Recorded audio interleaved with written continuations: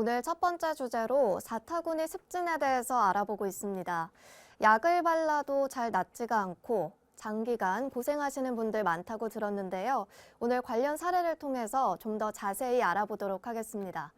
박사님, 사타구니 습진에 대해서 또 고생을 하시다가 내원하신 분이 계신가요? 네, 15년 동안 사타구니 습진 때문에 고통을 받던 60대 남성 이야기가 되겠는데요.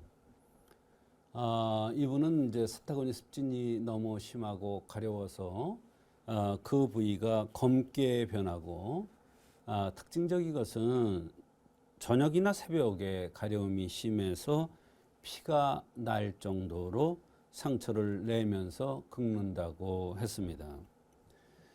사타구니 습진이 저녁이나 새벽에 심하다는 것이 한의학적인 관점에서 볼 때 사타구니 습진을 치료할 때 굉장히 중요한 관점이 되겠습니다. 네, 피가 날 정도면 상당히 고통스러우셨을 것 같은데요. 다른 증상들은 어땠나요? 네, 사타구니 습진 말고도 2, 3년 전서부터 두드러기가 났다고 했습니다. 근데 두드러기가 한 2, 3일 간격으로 이렇게 두드러기가 나는데 항히스타민제를 복용하고 있는데 복용할 때는 조금 덜하고 다시 재발하고 하는 것이 계속돼서 상당히 고통스럽고 괴롭다고 했습니다. 이분은 위장이 좋지 않아서 검사를 해봤는데 병원에서는 장생피 화생이라는 병명을 붙였다고 했습니다.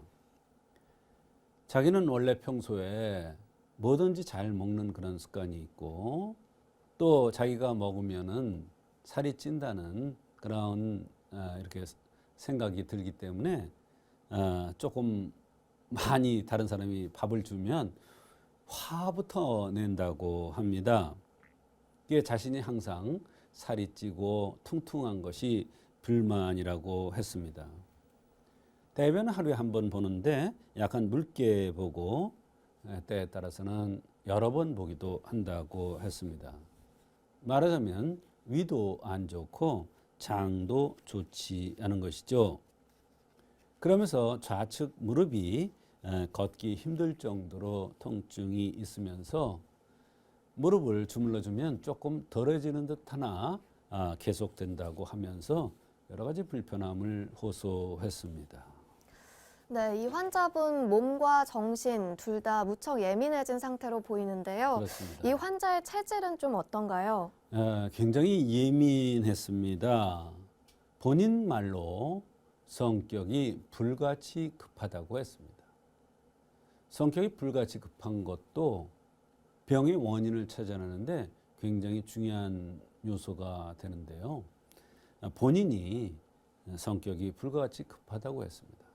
사실은 저희들은 생긴 문제로 병이 온다는 차원에서 병을 진단하기 때문에 얼굴 생긴 모습이나 여러 가지를 보면 이 사람이 어떤 사람인 것을 아는데 이분은 본인 자신이 먼저 얘기를 했습니다.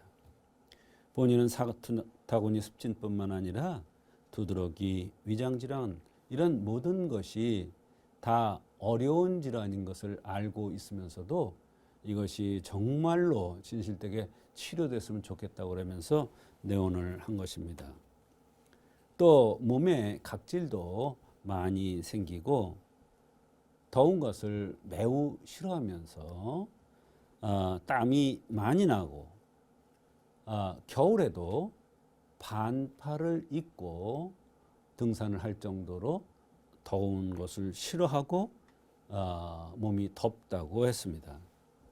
구취도 굉장히 심했고요.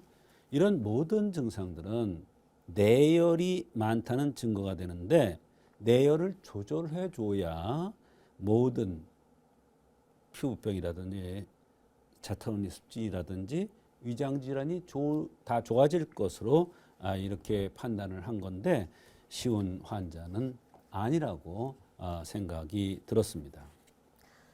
네, 이 환자의 생긴 모습도 궁금합니다. 네, 눈썹이 진하면서 얼굴이 둥글럽적했고 남자 쳐놓고 코보다 입술이 두툼하게 이렇게 생긴 이러한 사람이었고요. 얼굴에는 항상 개기름같이 이렇게 번질번질하면서 살이 잘 찔 수 있는 그러한 체질이었습니다. 네, 증상들이 상당히 복잡해 보이는데요. 어떤 관점에서 치료를 해주셨을까요? 네, 성격이 불같이 급하기 때문에 또 더위를 많이 탄다는 그런 것, 또 입에서 구취가 나는 그런 점, 또 몸에 각질 같은 게 많이 생긴다는 것으로 보아서 내열이 심해서 나타나는 두드러기이고 사타구니 습진이라고 판단해서 양혈 사물탕이라는 이런 처방을 투여하였습니다. 눈썹이 진하고 입술이 두툼하면서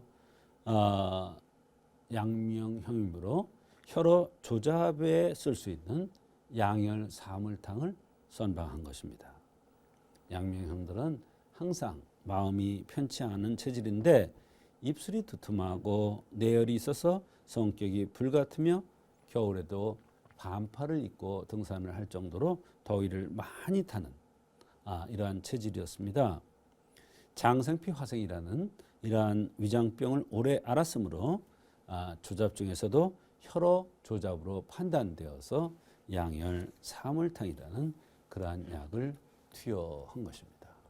네, 이쯤에서 치료 결과도 궁금해지는데요. 네, 상당히 까다로운 병이 있는 환자였는데 오로지 형상의학적인 관점에서 사타구니 습진의 원인을 찾아서 치료하여 치료에 성공한 경우인데 성격이 불같아서 그런지 환자들을 많이 소개하더라고요. 사실은 양혈 사물탕으로 사타구니 습진을 치료한다는 것은 사례가 별로 없습니다. 치료 사례가 보고된 게. 그러나 두드러기를 먼저 치료하고자 한 것인데 그렇게 오래되었던 사타구니의 습진도 이 양혈 사물탕으로 좋아진 것입니다. 말하자면 인체의 모든 증상들은 흠을 보완하면 하나하나 동시에 치료된다는 것이 한의학적인 치료법인데 이분도 그런 차원에서 볼 때 굉장히 좋은 효과가 있었던 것입니다. 환자는 굉장히 놀랍다는 그런 반응을 보였는데요. 사타구니로는 간장의 경락이 흐르는 곳이므로 간장혈이라는 이론에 따라서 양혈 사물탕이 사타구니의 습진이 같이 좋아질 수 있었던 그러한 조건이 아닌가 이런 생각을 했습니다. 네, 그렇군요. 이 환자가 주의해야 할 섭생이 있으시다면 알려주시죠. 내열이 많다는 것은 조반석죽의 원칙을 잘 지켜야 됩니다. 저녁을 가볍게 들어야 되겠죠. 화를 내는 것을 반복하면 그것이 피를 말리기 때문에 내열이 더 심해집니다. 그래서 이 두 가지 점만이라도 꼭 지켜서 재발을 방지하는 노력을 해야 되겠습니다.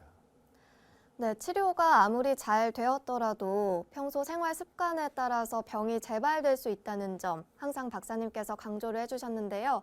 건강한 삶은 규칙적이고 바른 생활 습관이 기본이라는 것 잊지 마시기 바랍니다.